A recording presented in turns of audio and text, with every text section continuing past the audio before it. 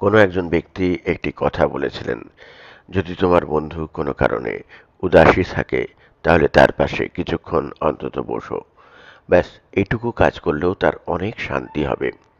তো বন্ধুরা, আজকে এমন একটা গল্প বলবো যেটা শুনলে বুঝতে পারবেন আপনার প্রকৃত বন্ধু কে। গল্পটা ছোট, কিন্তু আপনার চিন্তা ভাবনাই বদলে দেবে।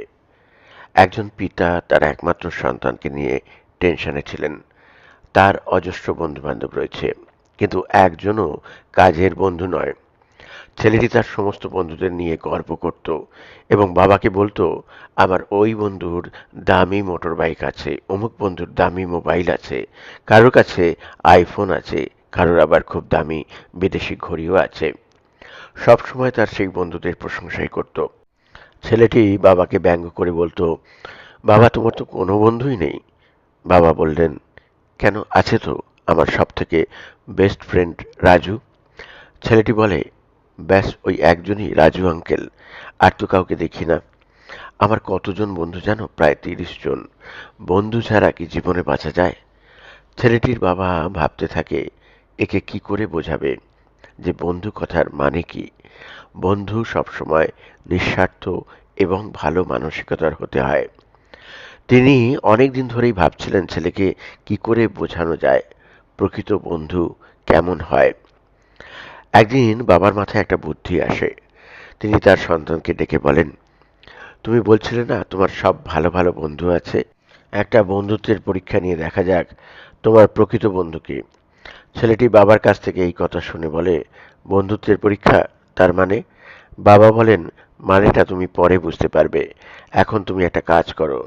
ছেলেটি বলে, ঠিক আছে, বলো কি করতে হবে। এখনই আমি আমার বন্ধুদের ডেকে পাঠাচ্ছি। বাবা বলেন, আরে না না, অত ব্যস্ত হও না, তুমি একটা কাজ করো, রাত্রি 2টোর সময় ঘড়িতে একটা অ্যালার্ম দিয়ে রাখো।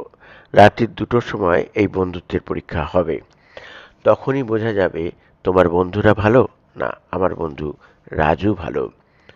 ছেলেটি বলে, ঠিক আছে বাবা, তাই হবে। 2টোর সময় অ্যালার্ম দেয়া থাকায় রাত্রি 2টোর সময় উঠে পড়ে। বাবা বলেন, চলো গাড়িতে করে ঘুরে আসি, চলো তোমার সব থেকে বেস্ট ফ্রেন্ড কে আছে তাকে ফোন করো। বাবার কথা শুনে ছেলেটি ফোন করে, কিন্তু কেউ ফোন রিসিভই করলো না। ছেলেটি বলে, ঘুমোচ্ছে বোধহয়, এত রাত্রে ডিস্টার্ব করাটা ঠিক নয়। বাবা বলেন, ঠিক আছে, তুমি তার বাড়িতে চলো। বাবার কথা শুনে ছেলেটি তার বেস্ট ফ্রেন্ডের বাড়িতে পৌঁছয়। বাড়িতে পৌঁছে ডোরবেল বাজায়। বন্ধুটি উপর থেকে জানলা দিয়ে দেখতে পায় তার বন্ধু এসেছে। কয়েক সেকেন্ডের জন্য লাইট অন হয়। কোনো উত্তর না দিয়ে ছেলেটি লাইট অফ করে জানলা বন্ধ করে শুয়ে পড়ে। ছেলেটির বাবা সবকিছুই দেখতে পায়। ছেলেটি অগত্যা সেখান থেকে বেরিয়ে পড়ে। বাবা গাড়িতে যেতে যেতে ছেলেকে বলে, এ তো তোমার খুব ভালো বন্ধু, তাই না? ও কি যেন বেস্ট ফ্রেন্ড বলে। বাবা খুব জোরে জোরে হাসতে থাকে। বাবা এবারে বলে, আর কোনো বন্ধু আছে? ছেলেটি বলে, হ্যাঁ আছে তো, সজল আমাদের বাড়িতে প্রায় আসে। বাবা বলেন, বেশ ঠিক আছে, সজলকেই তাহলে ফোন করো। সজলও ফোন রিসিভ করলো না। বাবা বলল, কি হলো, ফোন ধরছে না তো? আচ্ছা ঠিক আছে, চলো তার বাড়িতে। তার বাড়িতে গিয়ে ডোরবেল বাজায়। কেউ জবাব দেয় না। খানিক বাদে ছেলেটির মা বেরিয়ে এসে বলে, কি হয়েছে বাবা? ছেলেটি বলে, একটু এমার্জেন্সি আছে আন্টি, সজলকে একটু ডেকে দেবেন। আন্টি ভেতরে গিয়ে ছেলেকে ডাকার চেষ্টা করে। বাইরে থেকে বাবা ও ছেলে শুনতে পায় সজল তার মাকে বলছে, বলে দাও আমার শরীর ভালো নেই, পার্টিতে অনেক ধকল গেছে। আন্টি বাইরে বেরিয়ে বলে, বাবা ওর শরীর তো ভালো নয়, আমাকে বলো যদি কিছু কাজ থাকে। ছেলেটি বলে, না না ঠিক আছে। পিতা পুত্র দুজনেই সেখান থেকে বেরিয়ে আসে। বাবা বলেন, আর কেউ তোমার বন্ধু আছে তো বলো, তাকেও ফোন করি।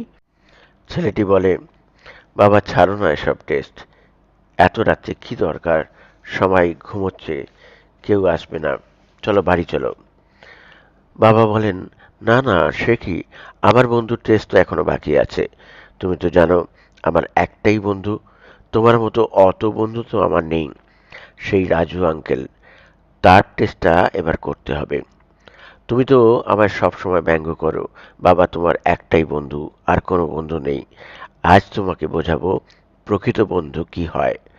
ফোন করতেই একবার ঘন্টা বাজার সাথে সাথেই রিসিভ হয়ে যায়। বাবা ফোন করে বলে, বাড়িতে আছিস তো রাজু?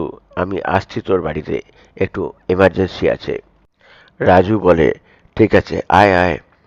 দুজনে বাবার সেই বন্ধুর বাড়িতে পৌঁছয়। ডোরবেল বাজাতেই সঙ্গে সঙ্গে দরজা খুলে যায়। খুলতেই দেখে সেই বন্ধুটি এক হাতে টাকার বান্ডিল এবং এক হাতে গাড়ির চাবি নিয়ে দাঁড়িয়ে আছে। বাবা জিজ্ঞেস করে, আর এসব কি? টাকা, গাড়ির চাবি? বন্ধুটি বলে, এত রাত্রিরে আমাকে ফোন করেছিস, নিশ্চয়ই এমার্জেন্সি, তাই না কল করেছিস? তাই সাথে করে টাকাই নিয়ে এসেছি। গাড়িতে কোনো অ্যাক্সিডেন্ট হয়েছে নাকি? তাই গাড়ির চাবিও নিয়ে এলাম। বল, এই টাকায় হবে না আরো লাগবে? বাবা বলেন, আরে কিছুই হয়নি। আমি তো আমার সন্তানকে বোঝাতে চাইছিলাম বন্ধুত্ব কাকে বলে, প্রকৃত বন্ধুকে। তাই এই বন্ধুত্বের একটা টেস্ট করেছিলাম। সারাদিন শুধু ঘুরে ঘুরে বেড়ায়, আমার এই বন্ধু আছে, আমার সেই বন্ধু আছে, কিন্তু তোমার কোনো এমার্জেন্সিতে যে তুমি কাউকে পাশে পাবে না, সেটাই বোঝাতে চাইছিলাম। কিন্তু দেখো, আমার একটিই বন্ধু, কিন্তু একবার ফোন কল করায় টাকা, গাড়ির চাবি নিয়ে আমার সাহায্যের জন্য বেরিয়ে এসছে। জীবনে আমার একটাই বন্ধু, কিন্তু সেই আমার জীবনে সদা সর্বদা সাথ দিয়ে এসছে নিঃস্বার্থভাবে। ব্যাস, এটাই বোঝাতে চাইছিলাম ছেলেকে। তো বন্ধুরা, আমরাও আজকাল যদি দেখি, বিশেষ করে কম বয়সী ছেলে মেয়েদের মধ্যে এই রকম একটা প্রবণতা দেখা দেয়। আমার এতগুলো বন্ধু আছে, অতগুলো বন্ধু আছে, তাদের সাথে ঘুরে বেড়ানো, সিনেমা দেখা, গল্প করা, রেস্টুরেন্টে যাওয়া ইত্যাদি কত কিছু। কিন্তু সত্যিই কি তাদের বাজি দেখেছেন প্রকৃত বন্ধু কিনা? প্রকৃত বন্ধু হয়তো হাতে গোনা দু একজন, কারোর আবার তাও নেই। সোশ্যাল মিডিয়াতে ১,০০০ বন্ধু বা ফলোয়ার্স তারা কোনো কাজে আসবে না। তোমার বিপদে, তোমার দুঃসময়ে তোমার ফেসবুক বন্ধু নয়, পাড়ার বন্ধুই কাজে আসবে। তাই বন্ধু চয়ন করো ভেবেচিন্তে। বন্ধুর চক্করে নিজের কেরিয়ার বরবাদ করো না। ছোট গল্প, কিন্তু এ থেকে যদি কিছু শিখতে পারো, খুব ভালো লাগবে। ভালো থেকো সবাই। এরকমই মোটিভেশনাল ভিডিও নিয়ে আবার হাজির হব খুব শিগগিরই। ধন্যবাদ। নতুন হলে চ্যানেলটিকে সাবস্ক্রাইব করে পাশে থেকো।